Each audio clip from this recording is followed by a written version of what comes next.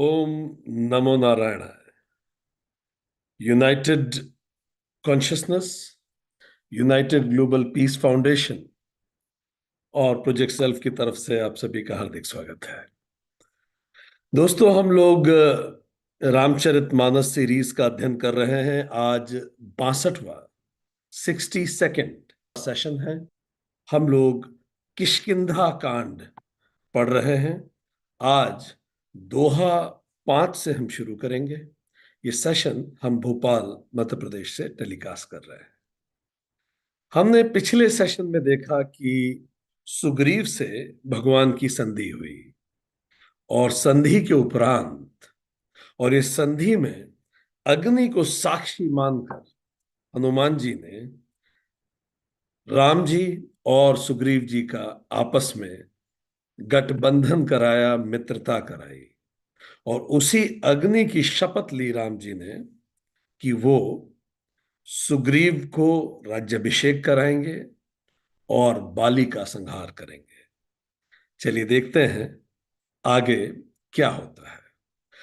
अब ये जो कहानी है भगवान की, रामायण, ये अपने सबसे महत्वपूर्ण दौर से गुजरने वाली है।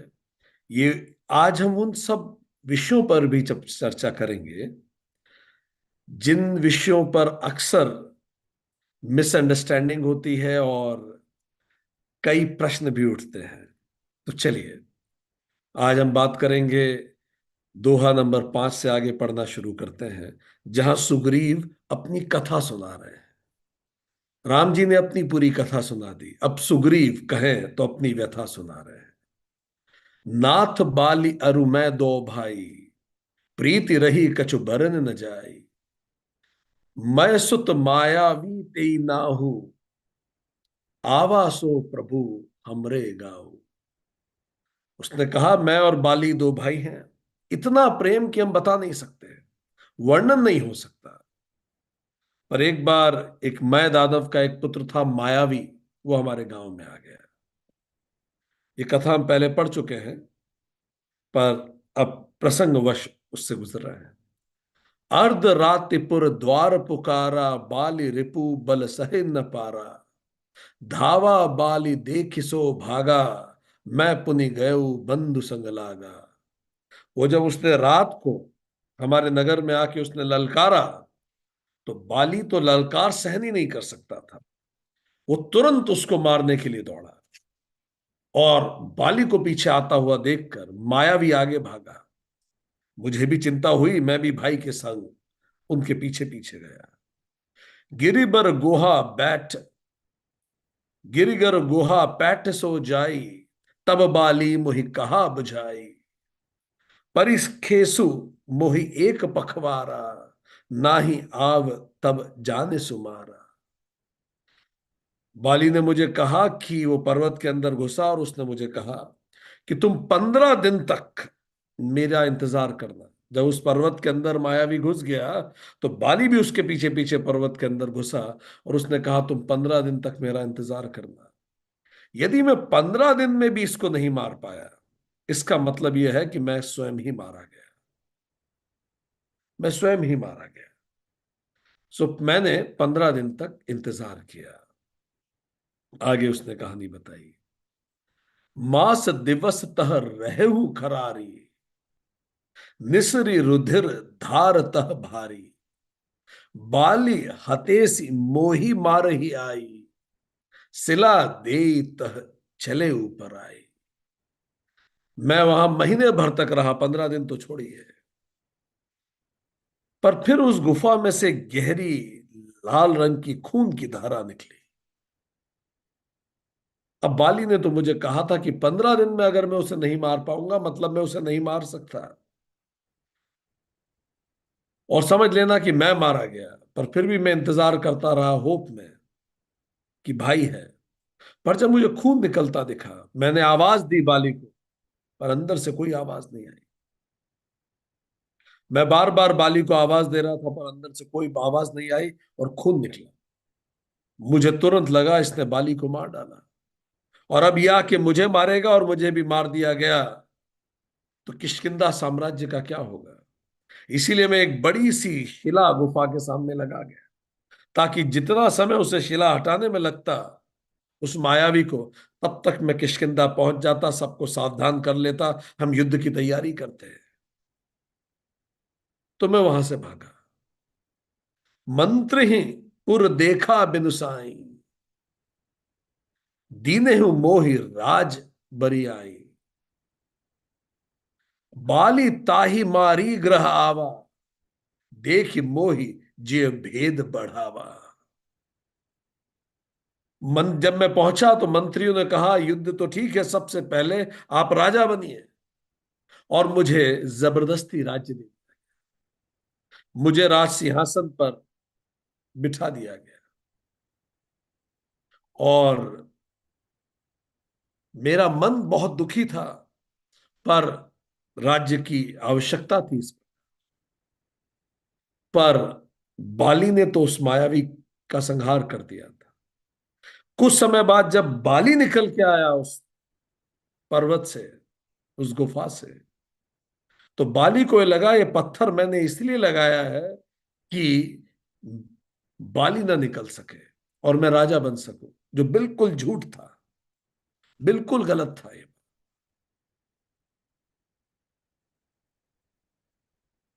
रिपुसम मोहि मारेसी अति भारी, हरि लीन्हेसी सर्बसु अरिनारी, ताके भय रघुवीर कृपाला, सकल भुवन में फिरऊं बिहाला। फिर उसने शत्रु के समान मुझे मारा बाली ने, मेरा सर्वस्व छीन, मेरी स्त्री को भी जबरदस्ती छीन लिया। और अब मैं, हे प्रभु, तीनों लोक में बेहाल होके फिरता हूं। जब बाली पहुंचा तो कथा ऐसी जाती है कि तारा अब सुग्रीव की पत्नी हो चुकी थी, क्योंकि वो रानी थी। और तारा अपने राज्य के प्रति अपने कर्तव्यों के निर्वहन करते हुए जो भी राजा होगा उसके साथ रहेगी। और ये तारा का स्वयं का निर्णय था, कोई फोर्स नहीं था। और वो निर्णय तारा ने एक राजनीतिक निर्णय लिया था, ताकि भविष्य में अंगद युवराज बने। तो जब बाली आया तो तारा को सिंहासन पे सुग्रीव के साथ बैठा देख उसको और क्रोध आया।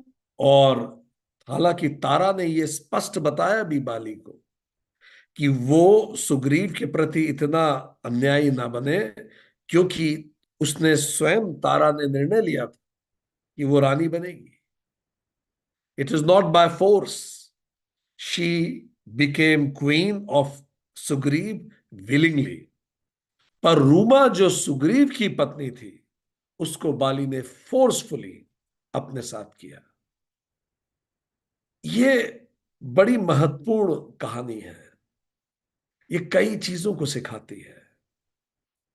कई बार जब हम इसको देखते हैं, इसके बारे में विचार करते हैं, तो कैसे रिश्ते नाते जो इतने एक दूसरे के करीबी होते हैं, एकदम से एक घटना होती है और सब बिखर सा जाता है। वो विश्वास जो तत्काल ही टूट जाता है,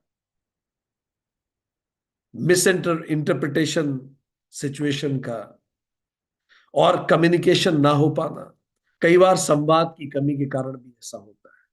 संवाद की कमी ने बाली को और सुग्रीव को अलग कर दिया। बाली ने सुग्रीव को बात रखने का मौका ही नहीं दिया। जैसे ही देखा उसने मारना शुरू कर। वो किसी शायर ने कहा भी है, मैं चुप रहा तो और गलत फहमियां बढ़ी, मैं चुप रहा तो और गलत फहमियां बढ़ी, वो भी सुना है उसने जो मैंने कहा नहीं। सो कम्युनिकेशन गैप रिलेशनशिप को तोड़ता है।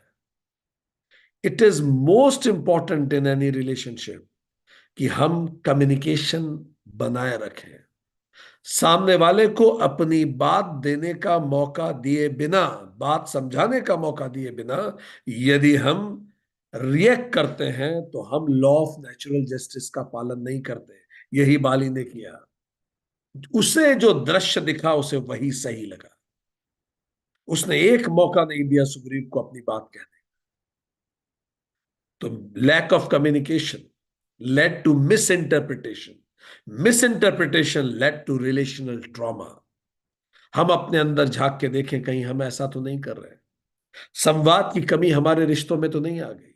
और जितनी संवाद की कमी होगी उतना मिस इंटरप्रिटेशन की संभावनाएं बढ़ेंगी। हमारे भाव, हमारी सोच को अलग तरह से इंटरप्रेट किया जाएगा, और जितना मिस इंटरप्रिटेशन होगा उतना रिलेशनल ट्रॉमा होगा। लैक ऑफ कम्युनिकेशन से नरेटिव डिस्टॉर्ट हो जाता है। जिन लोगों से हमारा संवाद ज्यादा रहता है, हम लोग वो हमें अच्छे से समझ पाते हैं। पर जिनसे हमारा संवाद कम होता है, हम उन्हें मौका देते हैं कि वो जो सोचे हमारे बारे में वैसा सोच लें। इसीलिए आज से प्रयास कीजिए, अपने संवाद हर रिश्ते में बेहतर बनाइए। ये ऑफिस में भी उतना ही लागू होता है। जिस सबॉर्डिनेट से, जिस सीनियर से आपका संवाद कम होता है, वहां मिसअंडरस्टैंडिंग की संभावना बढ़ जाती है। फिर बॉस मुझे अपने अनुसार वो आकलन कर लेगा, क्योंकि मैं संवाद ही नहीं कर रहा। So I am putting him free to decide to feel about me whatever he wants to feel. And fear narrows perception and leads to survival based choices. जैसे ही सुग्रीव ने देखा वहां, तो वो एकदम से घबरा गया। और जैसे ही उसको लगा कि बाली मर गया, तो जिसने बाली को मार दिया वो मेरी क्या हालत कर देगा, वो एकदम से फियर में आ गया। और जैसे ही फियर बढ़ा, तो परसेप्शन गलत हो गया। डर क्या, डरा हुआ व्यक्ति सही नहीं सोच पाता। और फिर उसने वो किया जो जिंदा रहने के लिए जरूरी था, पत्थर लगाया और भागा।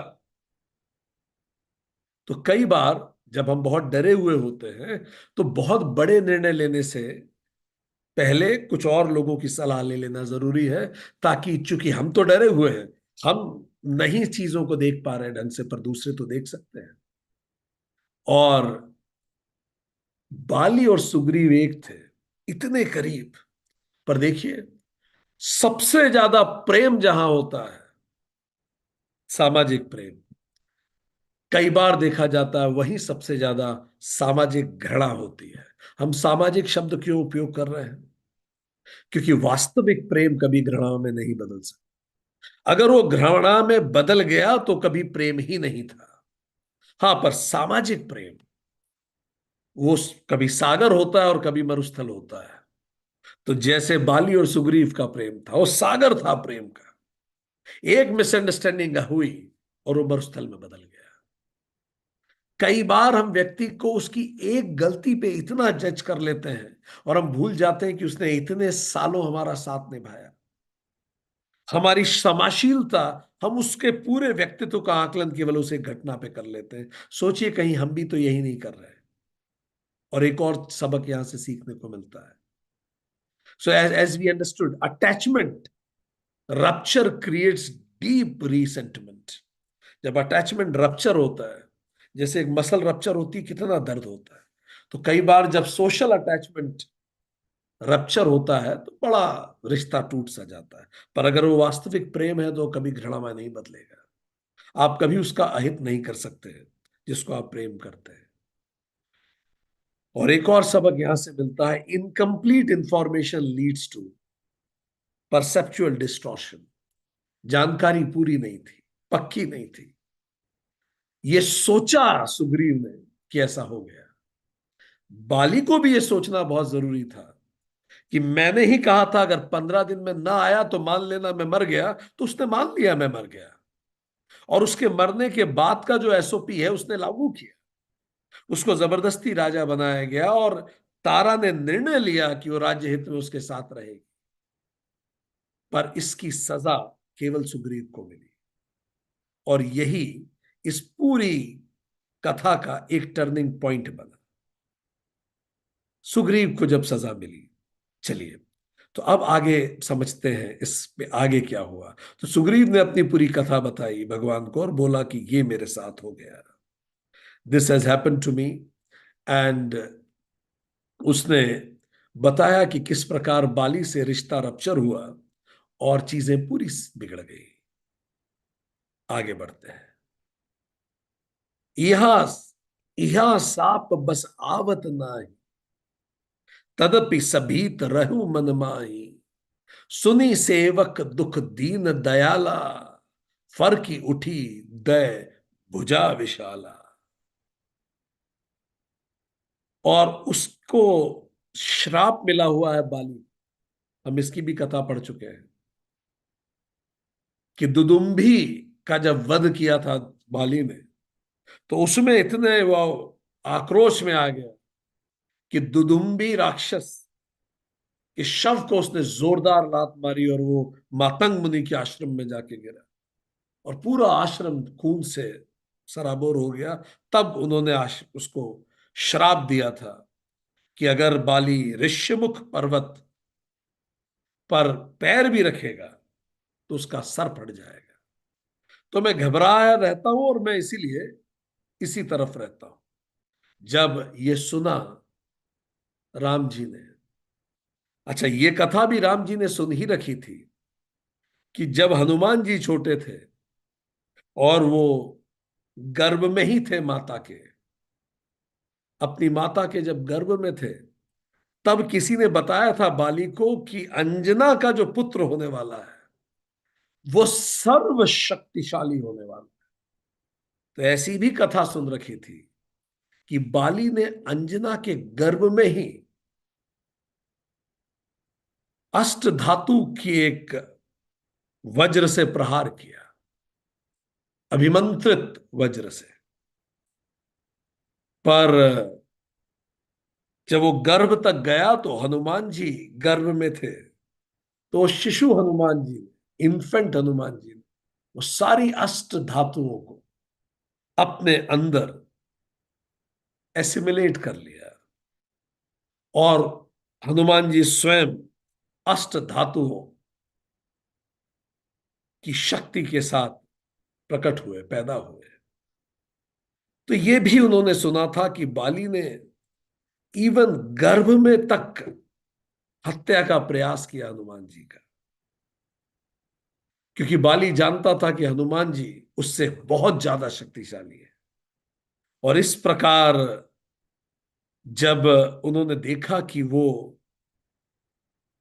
सुग्रीव की पत्नी को जबरदस्ती उसने अपनी पत्नी बनाया हुआ है, ये तो आज के कानून में भी रेप है, तो भगवान की दोनों भुजाएं फड़क उठी, रघुवंशी भुजाएं फड़क उठी।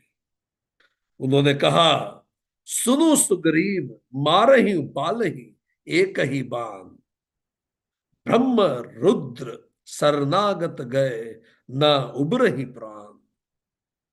उन्होंने कहा, सुनो सुग्रीव, मैं बाली को एक ही बाण से मार डालूं और ब्रह्मा और रुद्र की शरण में जाने पर भी उसके प्राण नहीं बचेंगे।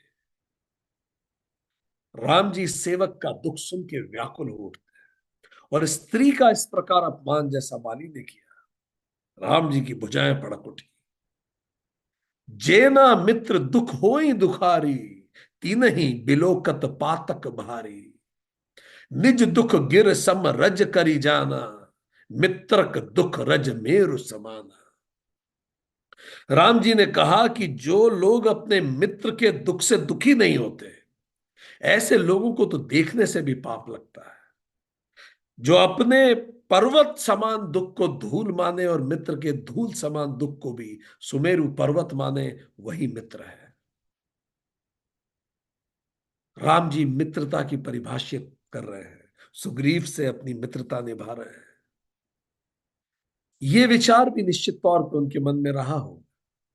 राम जी और सुग्रीव जी में एक समानता रही। राम जी की पत्नी का भी जबरदस्ती अपहरण हुआ, सुग्रीव की पत्नी का भी जबरदस्ती अपहरण हुआ। राम जी उस दर्द को जानते हैं जिससे सुग्रीव गुजर रहे हैं।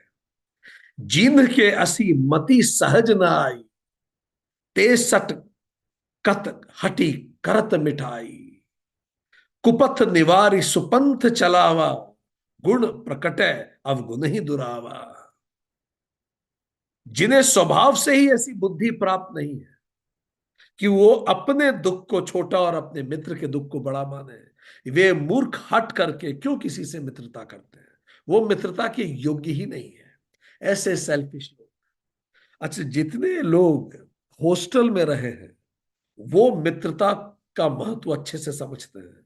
जब भी कोई व्यक्ति अपने घर से बहुत दूर जाता है, हॉस्टल में होता है, तो उसका सर्वाइवल उसके मित्रों पर ही निर्भर करता है। आप में से कितने लोग हॉस्टल में रहे हैं, घर से दूर कभी गए हैं पढ़ने के लिए?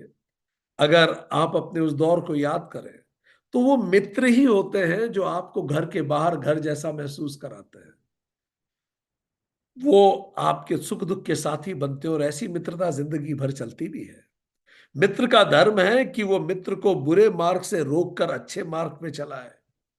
मित्र का मतलब ये नहीं कि मैं तुम्हारे साथ हूं, तुम कुछ भी करो। मित्र का मतलब यह है कि मैं तुम्हारे साथ हूं और तुमसे पहले मैं धर्म के साथ हूं। न स्वयं अधर्म पे जाऊंगा, न तुम्हें अधर्म पे जाने दूंगा। उसके गुण को प्रकट करे और उसके अवगुणों को छुपाए।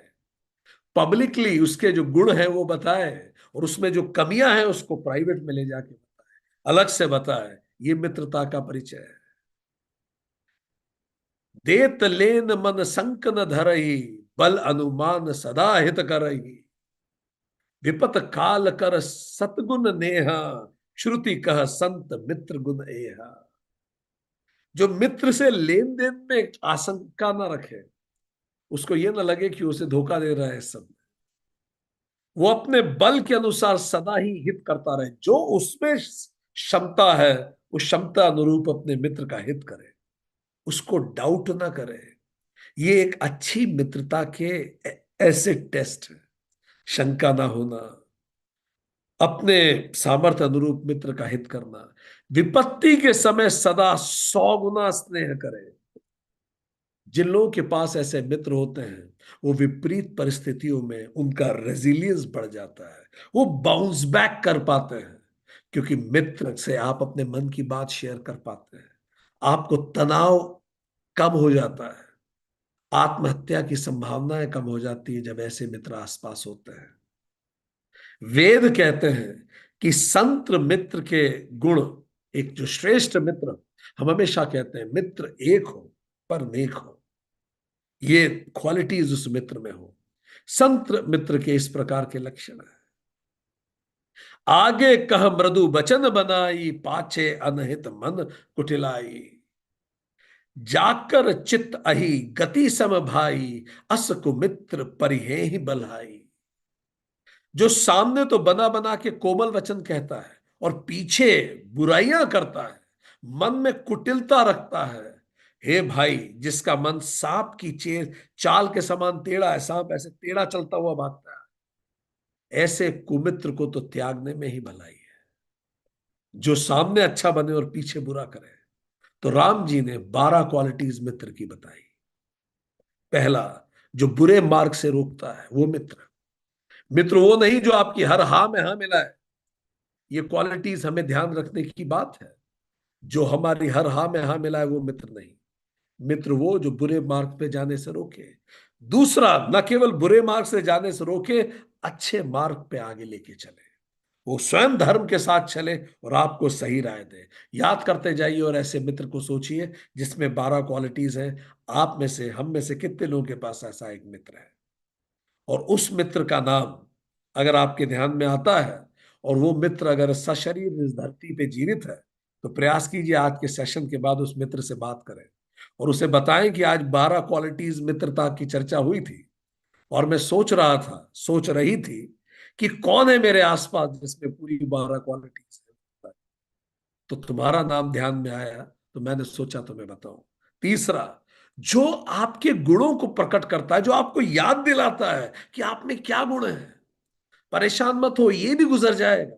तुम में क्या क्वालिटीज हैं याद कराता है। जो तुम्हारे दोषों को ढकता है, सबके सामने तुम्हारे दोष उजागर नहीं होने देता, ताकि तुम्हें अपॉर्चुनिटी मिले इंप्रूव करने की, तुम शर्मिंदा ना हो जाओ। वो लेन देन में शंका नहीं रखता, उसके पास कोई डायरी नहीं है तुम्हें तुम्हारे साथ हिसाब की। किया भरोसा तो आंख बंद करके भरोसा किया। हमेशा सामर्थ्य अनुरूप तुम्हारा हित करता है, जितनी उसमें क्षमता है। विपत्ति के समय तो 100 गुना स्नेह करता है। वो मां बन जाता है विपत्ति के समय। जब मैं टूटा हुआ होता हूं वो साथ में खड़ा होता है। उस समय मुझे जज नहीं करता, उस समय क्रिटिकल नहीं बोलता, उस समय केवल तर्क नहीं देता, उस समय स्नेह देता है। क्योंकि कई बार मुझे पता है मैं गलत हूं, पर इस समय मुझे प्यार की जरूरत है, ढांढस की जरूरत है। वो स्नेह देता है, तर्क नहीं। ऐसा मित्र जो सामने और पीछे से एक जैसा रहता है। मेरे सामने भी वही होगा, मेरे पीछे भी कभी मेरी बुराई नहीं करे। जो मेरे प्रति मन में कुटिलता नहीं रखता। जो मेरे दुख में दुखी हो जाता है। जो अपने दुख को छोटा मानता है मेरे सामने, और मेरे दुख को बहुत बड़ा मानता है। ऐसा मित्र अगर हमारे पास है दोस्तों, तो जीवन की सबसे महत्वपूर्ण संपत्ति में से एक है। उसको खोना सबसे बड़ी विपन्नता है। किसी भी सूरत में, किसी भी रिश्ते के लिए, किसी भी परिस्थिति के लिए ऐसे मित्र को खोना हमें दिवालिया कर देता है। तो आज याद से फोन लगा के बताइए, हाथ खड़ा करें, कितने लोगों को ऐसा कोई मित्र याद आ रहा है, या कितने लोगों के जीवन में कोई मित्र ऐसा है, कोई व्यक्ति ऐसा है जो 12 कसौटियों पे खरा उतरता है। एक्सीलेंट। तो जिन लोगों को भी याद आ रहा है, वो भगवान को धन्यवाद दें कि ऐसा मित्र आपके जीवन में है। और किसका त्याग करना है? जो सामने मीठा हो, पीछे से बुराई करे, इनसे दूरी ही भलाई है। ये मित्र नहीं है। आगे बढ़ते हैं। कह सुग्रीव सुनहु रघुबीरा, बाली महाबल अति रन धीरा, दुदुम्बि अस्ति ताल दिखराए, बिनु प्रयास रघुनाथ ढाए। इससे पहले हम इसको समझाएं, ये जो 12 क्वालिटीज हैं, ये हम खुद पे भी असेस करें, क्या मैं अपने मित्र के प्रति ये 12 क्वालिटीज हैं मेरे अंदर? ये सेल्फ असेसमेंट भी करना उपयोगी है। क्योंकि केवल ये अपेक्षा करना कि वो मेरे लिए ये करे, ये पूरी बात नहीं है। क्या मैं ये करता हूं ये 12 चीजें उसके लिए? ये भी एक ऐसे टेस्ट है जो राम जी ने हम सबको दिया है। सुग्रीव ने कहा है रघुवीर, वो बहुत ताकतवर है बाली। जब राम जी ने कहा मैं एक तीर से खत्म कर दूंगा, तो सुग्रीव थोड़ा कंफ्यूज हो गया, क्योंकि पिटता रहा है बाली से। वो जानता है बाली की शक्ति, जिसने पूंछ पे बांध के रावण के इधर उधर पटक दिया, जो कांख में रावण को दबा के ले जा सकता है। राम जी ने तो कह दिया, और राम जी सन्यासी वेश में, एक धनुष और एक कुछ तीर। तो कंफ्यूज हो गया। उसने कहा कि दुदुम्बी, वो लेके गया इनडायरेक्टली, दुदुम्बी राक्षस की जो अस्थियां थी, हड्डियां पड़ी थी, वो दिखाई। उसकी हड्डियां ही पेड़ों से बड़ी थी। वो सुग्रीव ये बताना चाह रहा था, इतना विशाल काय दानव था वो। और बाली ने यूं मार दिया। तो वो राम जी को अभी जाना भी नहीं था। ये सब देख के राम जी मुस्कुराने लगे, और राम जी ने एक पैर मारा और सारी हड्डियां नीचे जमीन पे गिर गई। Just Ram ji wanted to show him कि घबराने की कोई बात नहीं है। पर वो इतना डरा हुआ था। देखी अमित बल बाड़ी प्रीति, बाली बधव इन भई परती थी, बार बार नावई पद सीसा, प्रभु जानि मन हर्ष कपीसा। रामचंद्र जी के एक पैर के मारने से वो पूरी हड्डियां जमीन पे आ गई। और रामचंद्र जी ने तो हल्का सा पैर से छुआ ही था। तो उसके अंदर जो बाली से पिटने का डर था, कि मैं पिटता रहा हूं हमेशा, और ये मदद कर पाएंगे कि नहीं पाएंगे, वो डर थोड़ा कम हुआ। उसने भगवान को प्रणाम किया और धन्यवाद दिया कि आप सर्वशक्तिमान है, और अब आप मुझे बचा ही लेंगे। ये विश्वास उसके मन में आया है इससे। आध्यात्म रामायण में भी ऐसी बात आती है कि बाली की शक्ति के बराबर राम जी की शक्ति है कि नहीं, इसको टेस्ट करने के लिए सुग्रीव राम जी को ये कहता है कि आपने कहा है कि एक ही बाण से आप बाली को मार देंगे, दूसरे बाण की जरूरत नहीं पड़ेगी। तो सुग्रीव कहता है कि ये जो 7 पेड़ है, ये बहुत मजबूत पेड़ है। अगर आप एक बाण से सातों पेड़ को भेद दें, तो मुझे थोड़ा और विश्वास हो जाएगा कि आप बाली को भी भेद दें। तो राम जी ने कहा तथा इति, ठीक है जैसा तुम चाहो। तो ताल के जो 7 वृक्ष थे, राम जी ने एक तीर मारा और तीर सातों वृक्ष को चीरता हुआ निकल गया। अब सुग्रीव को पूरी तरह से विश्वास हो गया, और उस सुग्रीव ने कहा, निसंदेह आप संपूर्ण जगत के स्वामी साक्षात परमात्मा है, और पूर्व जन्मों के कुछ अच्छे कर्म रहे होंगे कि आपसे आज मेरी मुलाकात हो गई। अब ध्यान दीजिए, it is a very typical way. लोग जनरली तो भगवान हमारी परीक्षा लेता है, पर इंसान कम नहीं है, इंसान भी भगवान की परीक्षा लेता है। और वो किसको भगवान मानेगा? जो उसकी इच्छाएं पूरी करे। और अगर आप मेरी इच्छाएं पूरी नहीं करते तो आप भगवान नहीं है। ये मेरी डिमांड्स हैं, ये होना चाहिए, बच्चे का यहाँ एग्जाम में सिलेक्शन होना चाहिए, सबका स्वास्थ्य अच्छा होनी चाहिए, घर धन धान्य से भरा होना चाहिए, ये मेरी 10 डिमांड्स हैं।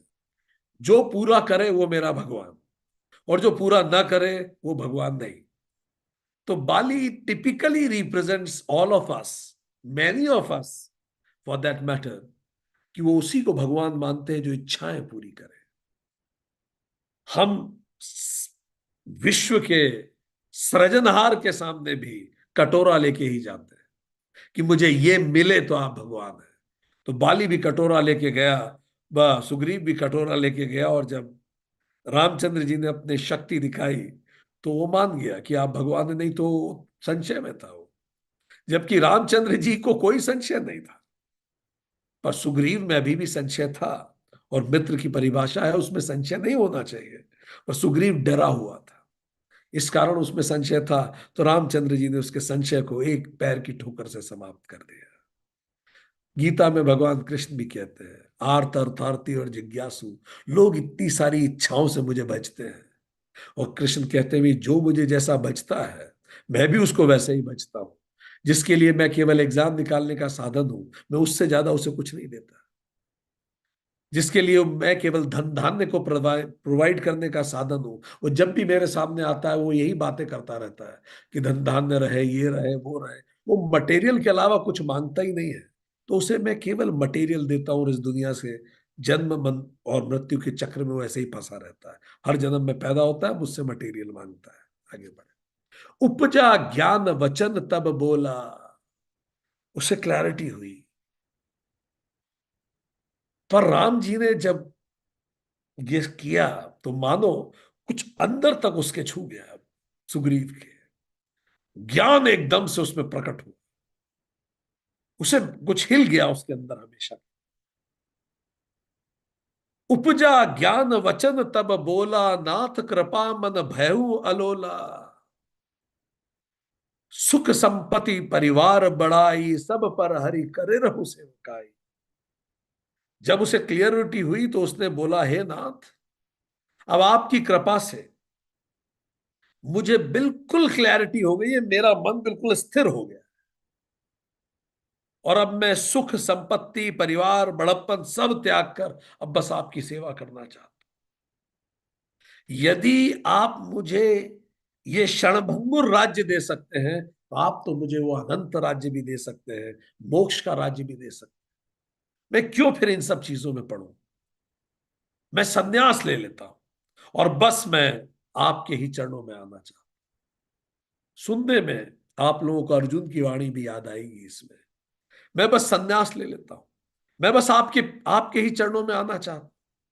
ये सब राम भगति के बाधक, कहीं संत तब पद अवराधक। शत्रु मित्र सुख दुख जग माही, माया कृत परमार्थ नाही। क्योंकि संत लोग ये कहते हैं कि सुख और संपत्ति, ये सब जो भी मटेरियल चीजें हैं, ये तो राम भक्ति के विरोधी हैं। क्योंकि मटेरियल चीज आपके मन को उसमें आसक्त रखेंगे, आपको जिंदगी भर डराया हुआ रखेंगे, और डरा हुआ व्यक्ति केवल अपने डर को मिटाने के लिए ही भगवान की स्तुति करता है, सेल्फ रियलाइजेशन के लिए कभी नहीं करता। और जगत में जितने भी मित्र शत्रु सुख दुख सब कुछ है, ये सभी तो माया है, वास्तव इसमें से कुछ नहीं। सुग्रीव श्री राम को माया बता रहा है। बाली परम हित जासु प्रसादा, मिले हु राम तुम समन विषादा। सपने हूं जे ही सन होई लड़ाई, जागे समुझत मन सकुचाई। और फिर सुग्रीव को यह महसूस हुआ कि बाली से बेहतर तो मेरा हितकारी फिर कोई भी नहीं है। अगर बाली के कारण मैं आपसे मिल लिया, जिसकी कृपा से शोक के नाशक करने वाले आप मुझे मिल गए, अब जिसके साथ स्वप्न में भी लड़ाई हो तो जागने पर उसे समझकर मन में संकोच होगा कि मैं क्यों उससे लड़ा, क्योंकि अब मेरे मन में बाली के लिए कोई नाराजगी नहीं है। ये बहुत इंपॉर्टेंट दोहे हैं। राम जी के सामने आते ही इसीलिए हम मंदिर जाते हैं, इसलिए हम ध्यान करते। चित्त स्थिर हो गया सुग्रीव का। जब भी हम ध्यान कर, राम हमारे अंदर है, रमन्ति इति रामा। जब भी हम ध्यान करते हैं चित्त स्थिर होता है, ज्ञान प्रकट होता है, एंजाइटी कम होती है, क्लैरिटी बढ़ती है, मन शांत होता है, nervous system, parasympathetic nervous system आता है, हम शांत हो जाते हैं। फिर साफ साफ दिखने लगता है। अब सुग्रीव को सब साफ साफ दिख रहा है कि माया ही दुख का कारण है। एक्सटर्नल आइडेंटिटी, सारे लेबल्स दुख के कारण है। और वो ये सोचा कि ये जो मेरे जीवन में दुख आए हैं, इन्होंने ही तो मुझे राम की तरफ लेके गए हैं। आपको इस दुनिया में जितने लोग आध्यात्मिक साधक मिलेंगे, उनसे आप बात कीजिए, उनके जीवन में एक गहरा दुख कहीं दबा होगा। वो दुख का बीज उन्होंने अच्छे ढंग से पोषण किया, सही उन्हें गुरु मिला, सही सत्संग मिला, इस कारण उस दुख के बीज से आध्यात्म का पौधा निकला। हम हमेशा कहते हैं वेदना वेद बन जाती है, शोक ही श्लोक बनता है। यही इसीलिए महत्वपूर्ण अनुभव है। सुग्रीव कह रहा, बाली नहीं होता तो मैं कैसे मिलता प्रभु आपसे।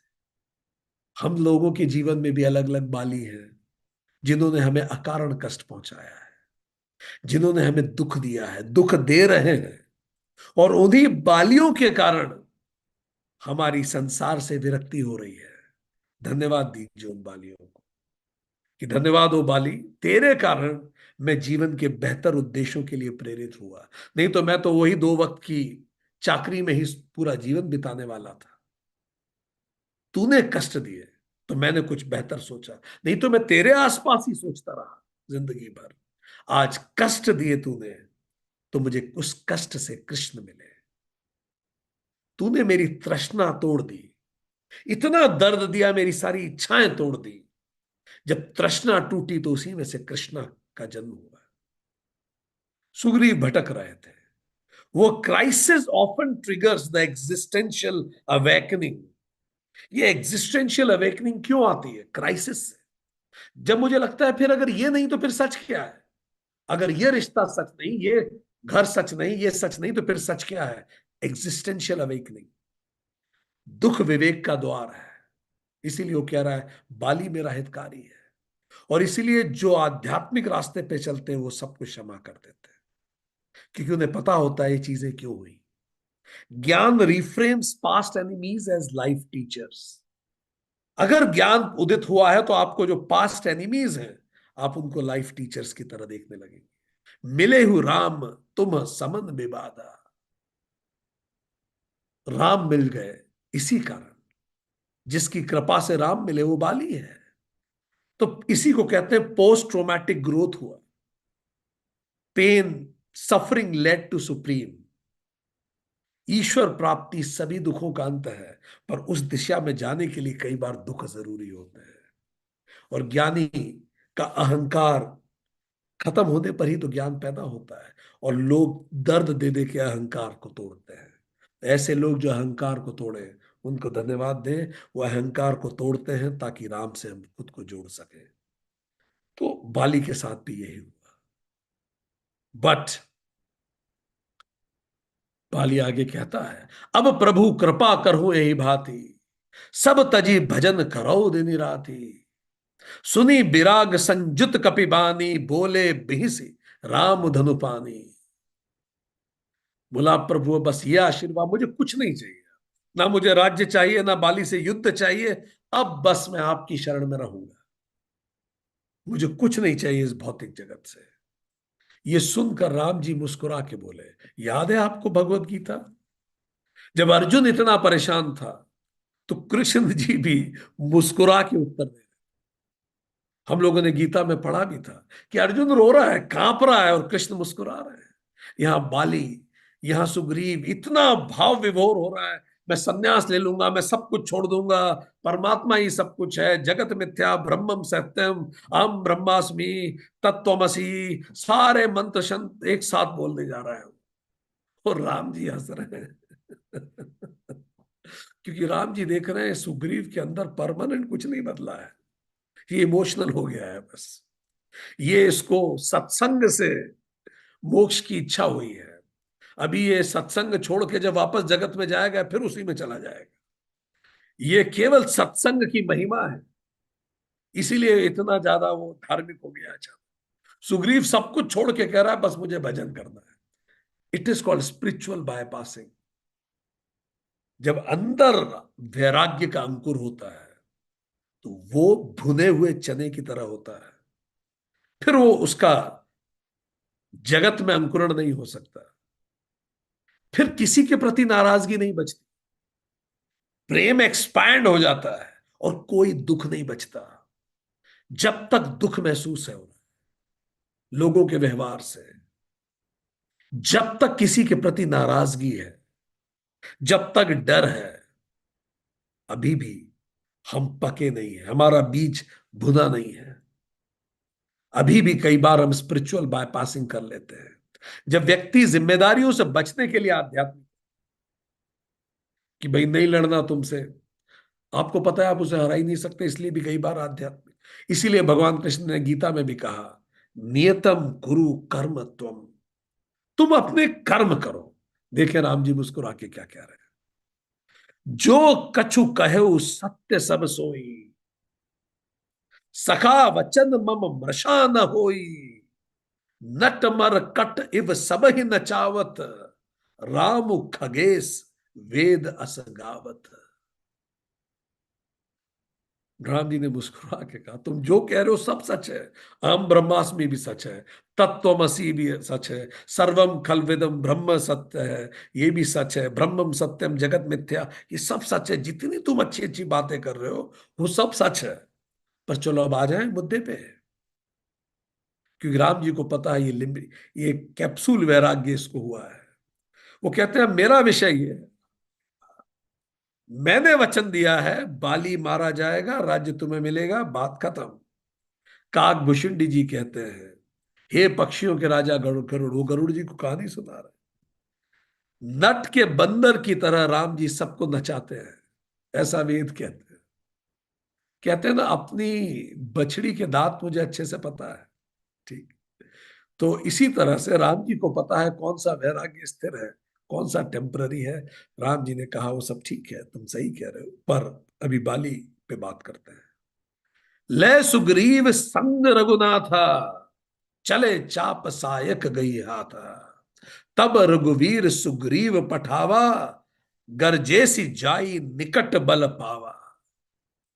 और फिर उन्होंने बोला चलो अब कर्म करते हैं। राम जी ने कहा, धनुष उठाया और चल दिया। एक चीज राम जी ने कभी नहीं त्यागी, धनुष और बाण, वो कभी नहीं त्यागा। राज्य त्याग दिया, रिश्ते त्याग दिए, पर धनुष बाण राम ने नहीं त्यागा, कर्म नहीं त्यागा। कृष्ण बन के भी जब आए तब भी उन्होंने यही संदेश दिया गीता का, नियतम कुरु कर्म त्वा, अपने नियत कर्म करो। शास्त्र विद्धि, शास्त्र ने जो निश्चित किया है, अपने कर्तव्य कर्म जरूर कीजिए। स्पिरिचुअल व्यक्ति एजाइल होता है, डायनामिक होता है, डल नहीं होता। अगर आध्यात्म आपको डलनेस की तरफ ले जा रहा है, आप आध्यात्म नहीं समझे। हाँ, आध्यात्म आपको डलनेस की तरफ नहीं ले जाएगा, इफिशियंसी की तरफ। कृष्ण में गीता कहते हैं, गीता में कृष्ण कहते हैं कर्म न करने की अपेक्षा कर्म करना श्रेष्ठ है, क्योंकि कर्म न करने से तो शरीर निर्वाह भी नहीं होगा, आप जियोगे कैसे। राम जी भी कहते हैं, बोले बेहसी राम धनुधार, मुस्कुराते हुए कहे त्याग की बात सुनकर, कि बैलेंस करो अपनी स्पिरिचुअल थिंग्स को वर्ल्डली ड्यूटीज के साथ। स्पिरिचुअलिटी एंड मटेरियलिज्म दो पंख हैं, दोनों मस्ट हैं। एक भी कटा तो हम जमीन पे गिरेंगे सीधे आके। कर्म करते रहिए और भक्ति बनाए रखिए। कर्म प्लस भक्ति ही पूर्ण मार्ग है। फेथ एंड एक्शन, रेजिलियंस आता है। हम अच्छा काम करते हैं और जब हम गिरते हैं तो भक्ति हमारी हमें रेजिलियंस देती है। राम जी भक्ति को स्वीकार कर रहे हैं सुग्रीव की, कह रहे हैं तुम जो कह रहे हो सही है, मैं तुम्हारी उस भावना का सम्मान करता हूं, पर कर्म से उसको फिर से जोड़ देते हैं। हेल्दी गाइडेंस यही है, इमोशनल वैलिडेशन। हेल्दी गाइडेंस का मतलब है emotional validation plus proper direction, proper direction देना। गिव मी अ सेकेंड, ये बैल बज रही है, एक सेकेंड दीजिए बस।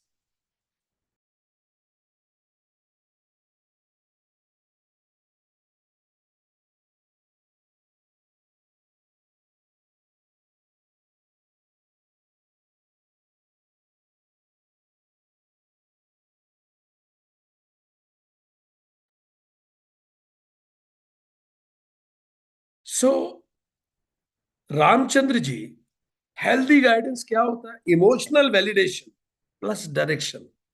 वो पहले इमोशंस को वैलिडेट कर रहे हैं। ऐसा नहीं है कि वो व्यक्ति इमोशनल हो रहा, राम जी सीधे तर्क की बात कर रहे हैं। वो सबसे पहले कहते हैं जो तुम कह रहे हो वो सही है, I appreciate, I respect, I understand what you are saying. और जब इमोशनल वैलिडेशन हुआ, उसके बाद कहते हैं चलो अब अपन काम पे भी लगते हैं। Fine, both are equally important. कई लोग इमोशनली वैलिडेट नहीं करते, सीधे काम की बात करते हैं। ऐसे तार्किक लोगों से रिश्ते खराब हो जाते हैं। जब जीवन में रामतुल्य मार्गदर्शक हो, सही संग और धर्म युक्त साहस मिलता है, तो क्या होता है जरा देखिए। आगे है, जब रघुवीर सुग्रीव पठावा, गर्ज से जाई निकट बल पावा। ऐसा सुग्रीव जो ऐसे डरे डरे भागता था, वो बाली के सामने जाके गर्जा, निकल बाली, आ लड़ते हैं। जो बाली को सपने में भी देख के घबरा जाता था, राम जी जब साथ में आए वो गरजने लगा। यही आध्यात्म की ताकत होती है। वो व्यक्ति जो डरता था, इंफ्यूरिटी में रहता था, डिप्रेशन में रहता था, खुद को कमतर मानता था, अचानक वो गरजने लगता है जैसे शेर गरजता है, निर्भय होकर। ऐसा सुग्रीव निर्भय हुआ क्योंकि पीछे रामचंद्र जी खड़े थे। जिसके पीछे स्वयं विधाता होता है वो स्वतः निर्भीक हो जाता है। गीता में कृष्ण कहते हैं मेरा भक्त न डरता है न डराता है। तो भय से भागता हुआ मन भी अपने जीवन की लड़ाई के लिए तैयार होता है। ये आध्यात्म है कि मैं लड़ूंगा, जीवन से लड़ूंगा और जीतूंगा, और जीत के सबको जीतने का रास्ता बताऊंगा। भागूंगा नहीं, भागना नहीं है। आध्यात्म आगे बढ़ते हैं। तो जाके उसने चुनौती दिया। अब चुनौती दे दी उसने बाली को। सुनत बाल क्रोधातुर धावा। बाली तो चुनौती को मना कर ही नहीं सकता। गही कर चरण नारी समुझावा। सुनी पति जिन्हीं मिले सुग्रीवा, दे दो बंधु तेज बल सीवा। बाली ने जैसे ही सुना, क्रोध में भर के दौड़ा। उसकी स्त्री तारा ने उसके चरण पकड़ के उसे समझाया, हे नाथ, सुग्रीव जिनसे मिले हैं वे दोनों भाई तेज और बल की सीमा है। तारा बहुत विदुषी थी, बहुत ज्ञानी। तारा का जीवन अत्यधिक रोचक है। सबसे पहले उसका विवाह बाली से होता है, फिर बाली की कथित तौर पे मृत्यु हो जाती है। तो फिर राज्य को आगे बढ़ाने के लिए, सबका सुचारू संचालन के लिए वो सुग्रीव से विवाह कर लेती है। वो सुग्रीव की रानी हो जाती है। फिर जब बाली लौट के आता है तो फिर वो पुनः बाली से विवाह करती है, और फिर उसको बाली से अंगद नामक पुत्र भी होता है। तारा सदा से बाली को प्रेम करती थी, किंतु वो अपने कर्तव्यों को, वो अपने राजकीय कर्तव्यों को कभी नहीं भूलती थी। As they say, it is not that the Brutus did not love Julius Caesar, but he loved Rome more than Caesar. तो इंपॉर्टेंट यह है कि वो अपने कर्तव्यों को निष्पादन करने वाली महिला थी किसी भी स्थिति में। राज्य सबसे पहले उसके जो कर्तव्य है, अपने नागरिकों के प्रति उसके जो कर्तव्य है, तो उसने सुग्रीव से कर्तव्यवश विवाह किया था, प्रेमवश नहीं। वह जीवन को उसी रूप में स्वीकार करती थी जैसा जीवन आता था। उसको पता था कि अगर वो रहेगी रानी तो साम्राज्य के लिए बेहतर कर पाएगी। अब यहां तारा को अच्छे से पता है कि उसका पति भयंकर संकट में है, क्योंकि वो चुनौतियों को हमेशा स्वीकार करता है, पर अब ये चुनौती ऑर्डिनरी नहीं है, क्योंकि सुग्रीव ऐसे आवाज नहीं दे सकता। और तारा को सारे सूत्रों ने बता दिया था कि सुग्रीव के पीछे राम खड़े हैं। अब सोचिए, जिसके पीछे राम खड़े हो, अगर हम उससे भिड़े तो ये हम राम से ही भिड़ रहे हैं। जो शतरंज जानते हैं, अगर कोई प्यादा वजीर के शय पे है तो वजीर से उसे कभी नहीं मारा जाता, क्योंकि अगर आप उसे वजीर से मारेंगे तो वजीर आपका मारा जाएगा। तो वजीर स्वयं सर्वशक्तिमान श्री राम थे पीछे। वो बार बार कह रही है मत करना, मत जाओ। पैर पकड़ के वो लेट गई। उसको कहा कि तुम मत जाओ, क्योंकि नहीं आ पाओगे वापस। उनकी उनके पीछे राम है। कौशल सुत लक्ष्मण रामा, कालहु जीति सकहि संग्रामा। तारा ने कहा वो दशरथ नंदन राम है, रघुकुल नायक राम है। वो काल को भी जीत सकते हैं बाली। किससे लड़ने जा रहे हो? सुग्रीव मत देखो, उसके पीछे कौन है उसको देखो। यही हमें जीवन में करना है। घटनाएं मत देखिए, उसके पीछे क्या लड़नी है उसको देखिए। तो हम लोगों से लड़ना बंद कर देंगे और सबक लेना शुरू करेंगे। हर घटना के पीछे एक कारण है, एक सीख है, तो हम लोगों को माफ कर देंगे। वो तारा कह रही है कि तुम सुग्रीव को मत देखो, तुम उनके पीछे कौन खड़ा है वो देखो। कह बाली सुन भीरु प्रिय, समदर्शी रघुनाथ। अब बाली जो कहता है वो भी बड़े पते की बात है। जो कदाची मोहि मारही, तो पुनि हो सनाथ। तारा कह रही है बाली, ये रावण नहीं है कि तुम पूंछ में बांध के फेंक दोगे इधर उधर। ये राम है, मत जाना। बाली कहता है कि देखो, मुझे भी मेरे गुप्तचरों ने बता दिया है। मैंने कई लोगों से राम जी का बखान सुना है, और मुझे यह तक पता है वो स्वयं विष्णु के अवतार है, ऐसा सुनने में आता है। तो फिर बाली कहता है पर अगर वो विष्णु के अवतार है तो मेरी डरपोक पत्नी तारा, राम जी तो समदर्शी हैं, उनके लिए सुग्रीव और बाली एक जैसा है। वो क्यों मारेंगे मुझे? और मैं उनसे युद्ध करने जा भी नहीं रहा हूं। वो ऐसा अधर्म नहीं करेंगे। वो क्षत्रिय नियमों का विरोध नहीं करेंगे। वो युद्ध के नियमों का विरोध नहीं करेंगे। वो क्यों लड़ेंगे मुझसे? वो मुझसे लड़ेंगे ही नहीं, मैं उनसे लड़ने नहीं जा रहा, क्योंकि वो तो समदर्शी हैं। और दूसरा, अगर वो लड़ भी ले मुझसे और मैं मारा जाऊं उनके हाथ, तो अगर मुझे मार दिया तो विष्णु के अतिरिक्त कोई और नहीं हो सकते। और अगर स्वयं विष्णु मुझे मारे, इससे बड़ी परम गति क्या ही हो सकती है? तो ये तो दोनों तरफ जीत है। अगर वो नहीं है विष्णु तो वो मुझसे हार जाएंगे, और अगर वो विष्णु है तो मैं परम पद पाऊंगा। उनके हाथों मरने से बेहतर क्या हो सकता है? उनके पैरों पर अपने प्राण त्यागना, इससे बेहतर क्या हो सकता है? और दूसरा, अगर वो अयोध्या के राजकुमार हैं तो अधर्म से युद्ध नहीं लड़ेंगे। तो निश्चिंत रहो, ये बाली का कैलकुलेशन है। उसको सारी जानकारी है, सारा इंटेल है उसके पास। बट ये उसके दो कैलकुलेशन हैं। पहला, वो समदर्शी है, केवल सुग्रीव का साथ क्यों देंगे, मैंने तो उनका कुछ बुरा नहीं किया। दूसरा, वो क्षत्रिय है, जब मैं युद्ध के लिए नहीं लड़का रहा तो मुझसे क्यों लड़ेंगे। तीसरा, अगर वो स्वयं विष्णु है तो मुझे परम पद मिलेगा, और अगर वो विष्णु नहीं है तो मुझे हरा नहीं सकते। तो this is what is the logic of Bali. इसीलिए बाली कहता है कि मुझे जाने दो। मान लो मेरा समय आ गया और अगर मुझे जाना भी है भगवान के हाथों, तो जब जब राम कथा होगी मेरा नाम भी राम के साथ आएगा, मुझे जाने दो। ये बोल के वो चला गया। अब आगे देखिए क्या होता है। अस कही चला महाअभिमानी, तृण समान सुग्रीवी, सुग्रीवी जानी। धीरे उभो बाली अति तरजा, मुठिका मारी महाधुनि गर्जा। ऐसा कह के बाली चला, महाअभिमानी, अभिमानी, रावण को उठा उठा के पटक। विष्णु के अतिरिक्त कोई उसे नहीं हरा सकता।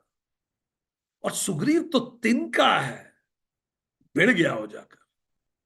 उसने खूब मारा सुग्रीव को, पीट पीट के मारा उसने सुग्रीव। अब जब सुग्रीव पिट रहा था, इसी से तो डर डर डर के भागा था। और उसने पहले ही राम जी को कहा था मुझे बहुत डर लगता है। राम जी को इसलिए उसने टेस्ट भी किया था। बहुत पीटा उसने सुग्रीव को।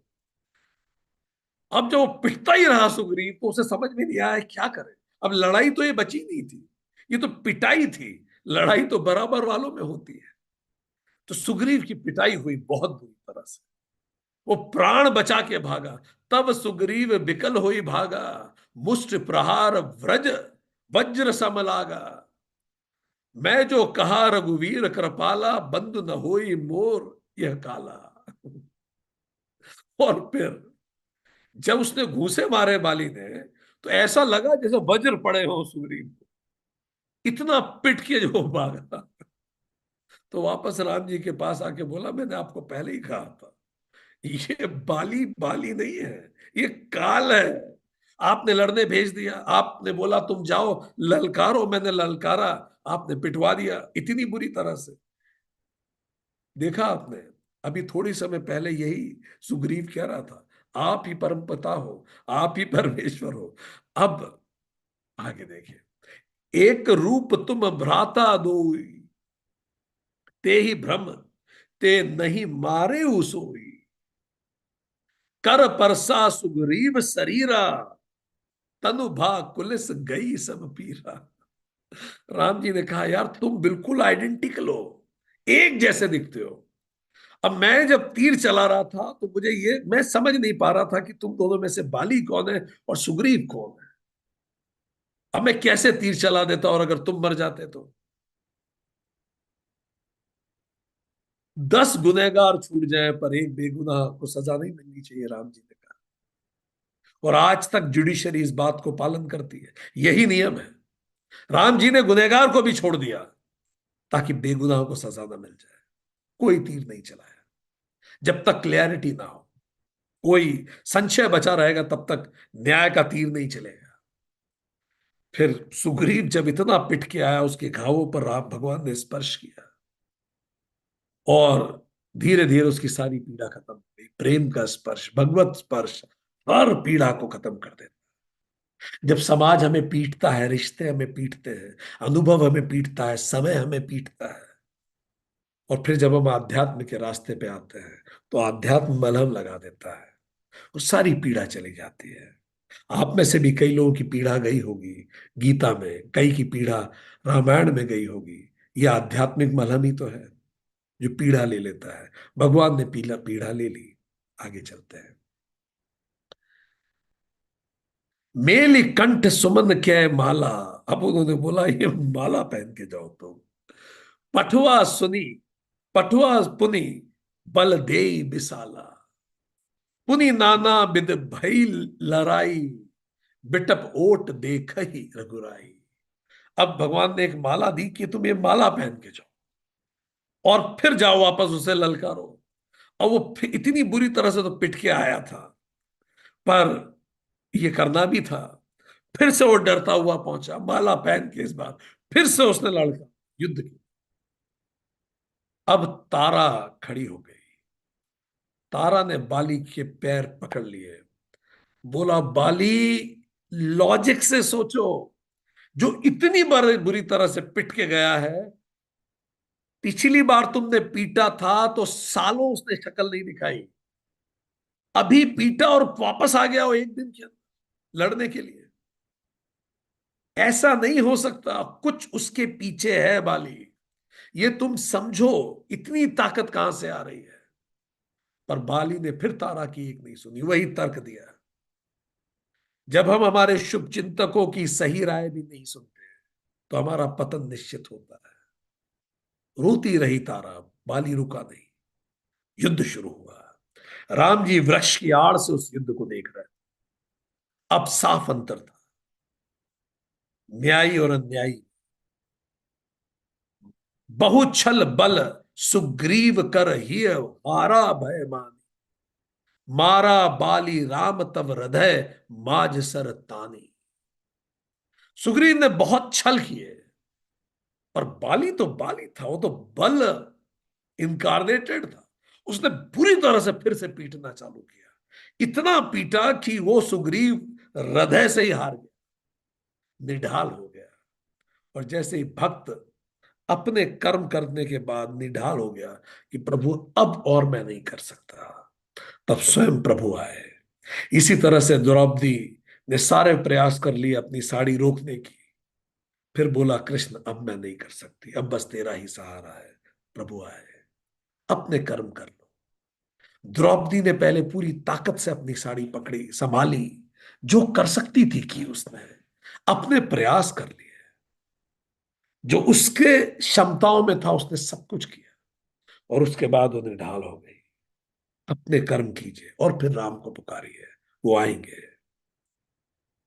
तब एक बाण मारा और वो बाली वाली के हृदय में लगा सीधे। परा बिकल महिसर के लागे, पुनि उठी बैठ देखी प्रभु आगे। श्याम गात सिर जटा बनाए, अरुण नयन सर छाप बढ़ाए। बाण लगते ही बाली धराशायी हो गया, गिर पड़ा। सब रुक गया, समय रुक सा गया। और स्वयं राम अब सामने, उसके हृदय में बाण लगा हुआ। राम जी को देख के बाली उठ के बैठा। भगवान का श्याम शरीर, सर पे जटा, लाल नेत्र क्रोध से, बाण लिए और धनुष चलाए हुए राम आ गया है। स्वयं विष्णु का अवतार बाली को दिखा। अंत पल में अपने आप जीवन स्पष्ट देखने लगता है। पुनि पुनि चितई चरण चित दीन्हा, सुफल जन्म माना प्रभु चीन्हा। हृदय प्रीति मुख वचन कठोरा, बोला चितई राम की। बार बार राम को आंखें खोल खोल के, उसकी आंखें बंद हो रही थी क्योंकि हृदय से लहू बह रहा था, अंतिम सांसें वो गिन रहा था। पर बार बार वो राम जी की शक्ल देख रहा था, स्वयं विष्णु, स्वयं जगदीश्वर।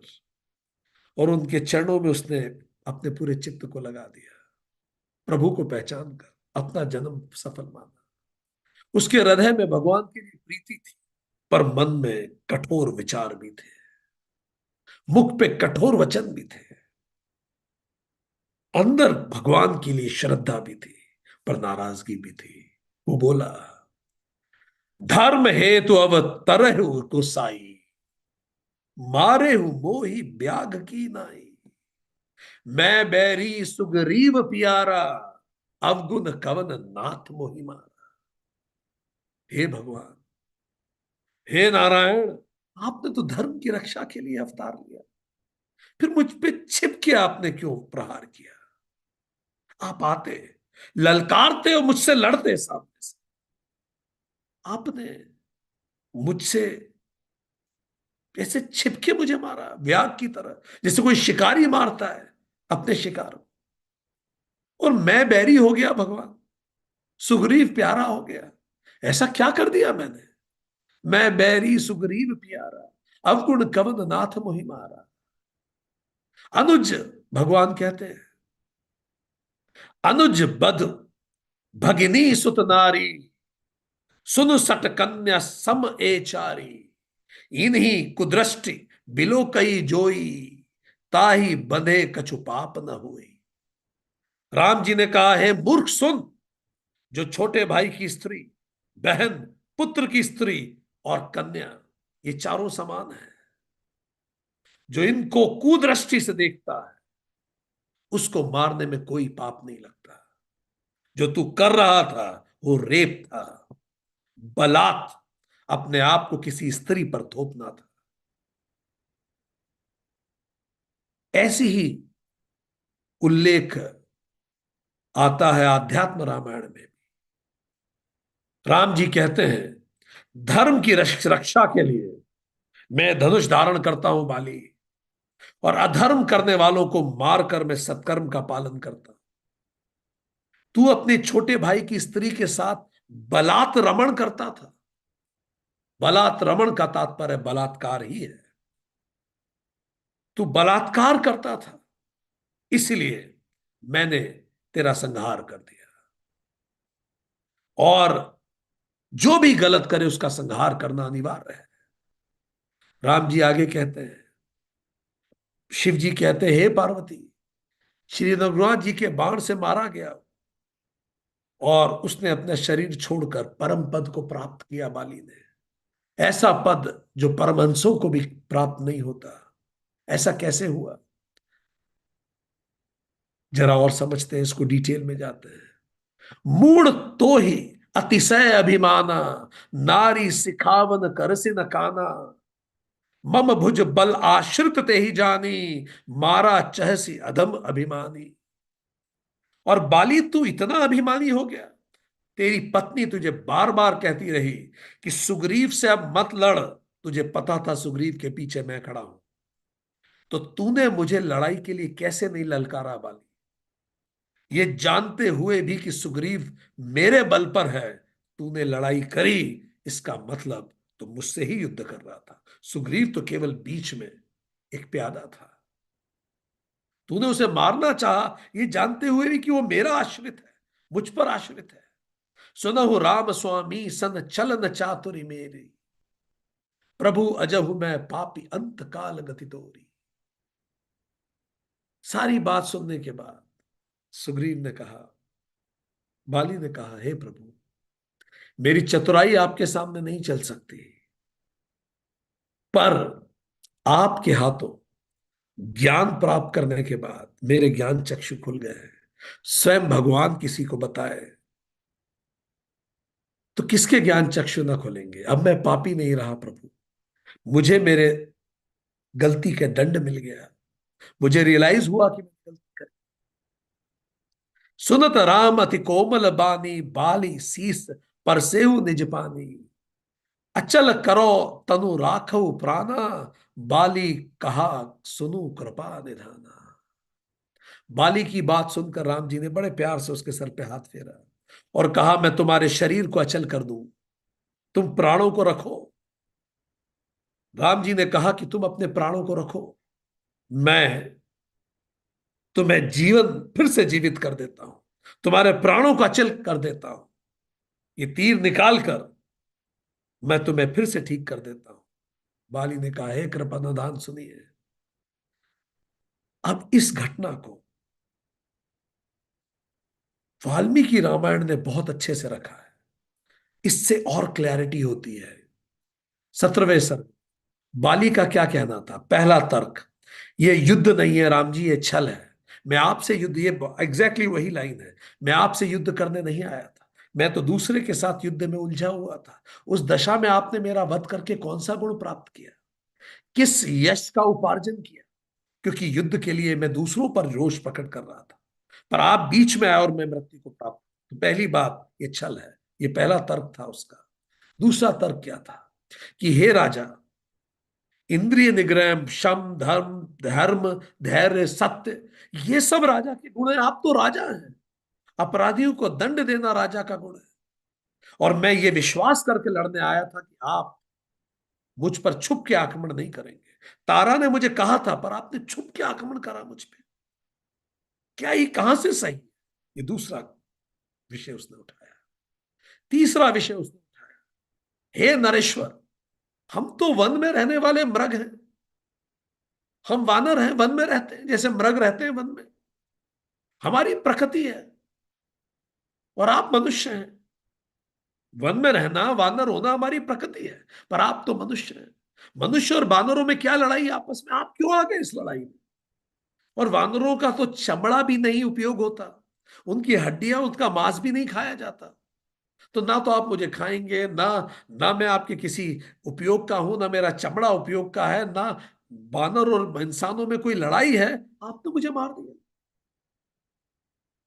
जब मैं आप जब तक मैंने आपको नहीं देखा था, मैंने आपके बारे में सुना था, तब मुझे लगा था कि आप मुझे असावधान देख के नहीं मारेंगे, आप मुझे मौका देंगे लड़ने का। ये तीसरा तर्क है। सारे तर्क देखते रहिए। तीसरा तर्क है, हम तो पशु हैं, पशु समान है हम। इंसान और पशु में आपस में, और वो भी कौन से, जिनका ना मांस उपयोग होता है ना हड्डी। क्यों मारा आपने? और अंतिम तर्क उसका, जिस उद्देश्य को लेके आप सुग्रीव के दोस्त बने, अरे आप मुझे बता देते। रावण को पूंछ पे मैंने मार मार के इधर उधर फेंका था, आप मुझे बोलते कि सीता जी के साथ ये हो गया है, सुग्रीव से दोस्ती करने की जरूरत क्या थी? आप सुग्रीव के साथ चले गए, आप मुझे बता देते। मैं रावण को बांध के आपके पैरों में रख देता, वो माफी मांगता, गिड़गिड़ाता और माता को वापस देता। मुझे बोल देते आप। सुग्रीव की क्या जरूरत थी? ये उसका अगला तर्क था। और अगर आप मेरे सामने से लड़ते भगवान, तो सूर्य पुत्र यम देवता के दर्शन में आपको करा देता। पर आप सामने से लड़ाई नहीं, आपने तो छुप के अटैक किया। ये तो गलत है। ये सब बाली के तर्क हैं। ये तर्क आज भी कई मंडपों में दिए जाते हैं। अब जरा सुनिए राम जी का उत्तर क्या है। और इसीलिए समझ में आता है कि कई बार इंसान अपनी लिमिटेड बुद्धि से उस परम को देखने की कोशिश करता है। राम जी के उत्तर सुनिए। बाली ने कहा, यह युद्ध नहीं, यह छल है। राम जी ने कहा, यदि तुम सुसंस्कृत हो, अगर तुम खुद को मान रहे हो भाई तुम एक राजा हो, तुम कुछ भी हो, और तुम खुद को वेल एजुकेटेड सुसंस्कृत मान रहे हो, तो फिर समझो। जब तुम कह रहे हो ये युद्ध नहीं ये छल है, राम जी ने कहा ये छल नहीं है बाली, ये दंड है। क्या मतलब हुआ इसका? राम जी ने कहा, ये पर्वत, वन, कानन, ये सारी पृथ्वी इक्ष्वाकु वंश राजाओं की है। ऐतिहासिक रूप से, शास्त्रीय रूप से, भौगोलिक रूप से। और यहाँ के पक्षी पशु मनुष्यों पर दया करना और दंड करना मेरा अधिकार है। तो ये मत समझो कि हम दोनों में लड़ाई हुई। युद्ध दो राजाओं में होता है। तुम मेरे सब्जेक्ट हो। ये पूरी धरती इक्ष्वाकु वंश की है। मैं राजा हूं, तुम सिटीजन हो। और ये छल नहीं है, ये दंड है। आगे सुनिए। और भरत राजा जो हैं, उन्होंने हमें आज्ञा दी है कि दंड कारण्य वनों में सब कुछ का प्रभार मैं देखूंगा। याद कीजिए, हमने बात की थी इसको अयोध्या कांड में भी, कि दंड कारण्य वन का पूरा साम्राज्य मैं देखूंगा और वहां अश्योर करूंगा कि धर्म स्थापित हो। तो ये मेरी टेरिटरी है, और यहां धर्म के विरुद्ध जो आचरण करेगा उसको सजा देना मेरा कर्तव्य है। मैं युद्ध नहीं करने आया, मैं दंड देने आया हूं। तो पहली बात समझो, ये दंड है, ये युद्ध नहीं है। बार बार इसको युद्ध का नाम मत। और हम लोग अश्योर करते हैं इक्ष्वाकु वंश कि जो धर्म से भ्रष्ट पुरुष होगा उसको विधि पूर्वक दंड दिया जाएगा। और जो अपराध तुमने किया है, बलात् किसी स्त्री का शील भंग भंग करना, ये इसका एकमात्र सजा मृत्यु है। राम जी ने कहा।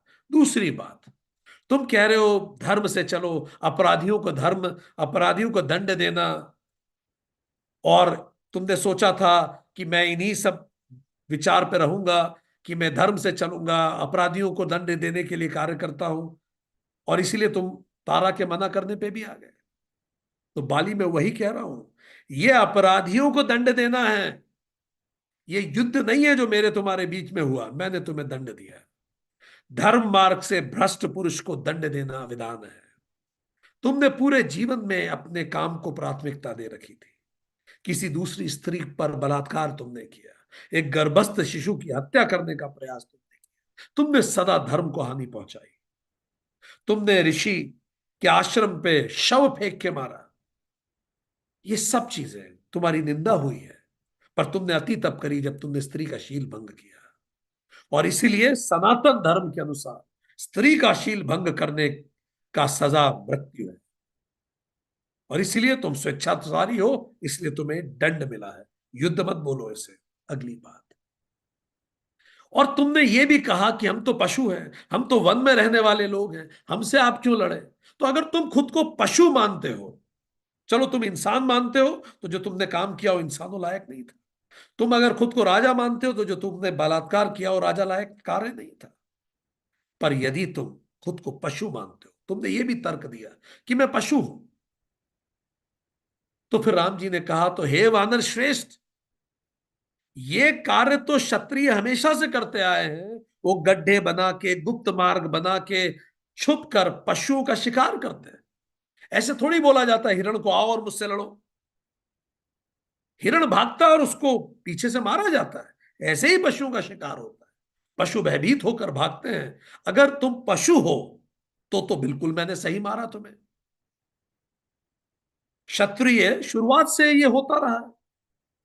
वो मृगया, उनको दोष नहीं लगता इस चीज का, क्योंकि आपको एनवायरमेंटल बैलेंस करना होता है। कोई पशु बढ़ता है, उसको उसको आप, क्योंकि आप फूड चेन में हाईएस्ट है, तो आप उसको, आज भी आप जाइए जंगलों में, कई जगह शासन आदेश देता है आज 21वीं सदी में भी, कि आपको जंगली सूअरों को मारना है, क्योंकि वो फसलों को परेशान कर रहे हैं, उनकी तादाद बहुत बढ़ गई है।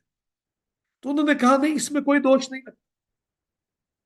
जब हमें इकोलॉजिकल बैलेंस के लिए पशुओं को मारना होता है, तो ऐसे थोड़ी बुला बुला के मारते हैं, शेर आगे भागता है पीछे भागते हैं, मारते हैं, तो इस तरह से तुम्हें मारा गया।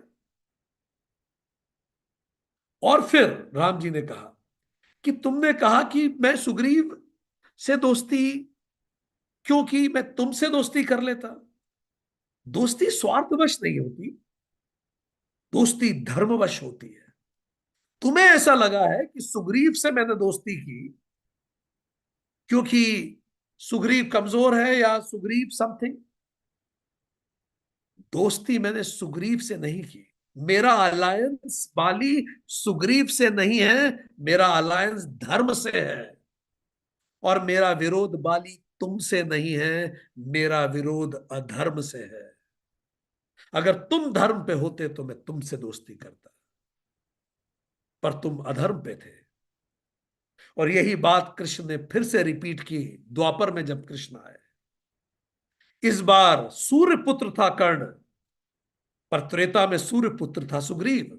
तो त्रेता में सूर्य पुत्र सुग्रीव था, वो धर्म के साथ खड़ा था, राम जी ने उस धर्म का साथ दिया। पर इस बार सूर्य पुत्र हुआ कर्ण, वो अधर्म के साथ खड़ा था, तो राम जी सूर्य पुत्र के विरुद्ध कर रहे थे। त्रेता में इंद्र पुत्र बाली अधर्म पे था, तो राम जी बाली के विरुद्ध खड़े। द्वापर में इंद्र पुत्र अर्जुन धर्म के साथ था, तो भगवान अर्जुन के साथ खड़े थे। हम इंसानों को लगता है कि भगवान व्यक्ति के साथ खड़े होते हैं। भगवान बार बार कहते हैं, मैं केवल धर्म के साथ खड़ा होता हूं। मेरी कितनी पूजा कर लो, कितनी अर्चना कर लो, कितना मेरी स्तुति कर लो, अगर तुम अधर्म के साथ हो, मैं तुम्हारे विरुद्ध खड़ा होऊंगा और तुम्हारा संहार मैं करूंगा। और मेरी पूजा मत करो, मेरी अर्चना मत करो, धार्मिक कार्य करो, मैं तुम्हारे साथ खड़ा होऊंगा, तुम्हारी शील्ड बनकर। राम जी ने कहा, तो और तुम्हें यह पता था सुग्रीव से मेरी मित्रता हो गई, तो भी तुम सुग्रीव से लड़ने आए, तुमने मुझे युद्ध में चैलेंज किया, और इसीलिए तुम मारे गए। तो ये मत समझना कि मैंने सुग्रीव का साथ दिया, मैंने धर्म का साथ दिया। अगले जन्म में तुम आओगे, संभवतः मैं तुम्हारा साथ दूंगा, मैं इंद्रपुत्र का साथ दूंगा, अगर वो धर्म के साथ खड़ा होगा। इतनी सुंदर एक मनुस्मृति में बात आती है जो राम जी कोट करते हैं।